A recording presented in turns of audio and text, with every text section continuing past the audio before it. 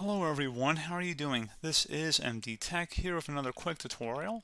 In today's tutorial, I'm going to show you guys how to change the drive or disk letter as well as the drive name on your Windows 11 computer. So it should hopefully be a pretty straightforward process, guys, and without further ado, let's go ahead and jump right into it.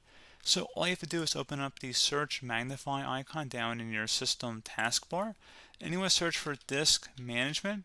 Best match to come back with create and format hard disk partitions. Go ahead and open that up. Right click on the drive you want to change the letter or name for and select change drive letter and path. If you want to change the drive letter, you can select the change button here, and as long as the drive letter isn't being used, it'll appear in this drop down list that you can select from. So let's go cancel out of that. And let's say you wanted to instead change the name of the drive. You could right click on it, select properties,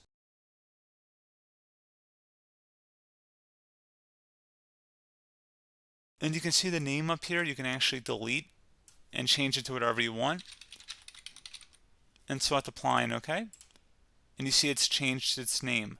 So pretty straightforward process, guys. Do hope I was able to help you out, and I do look forward to catching you all in the next tutorial. Goodbye.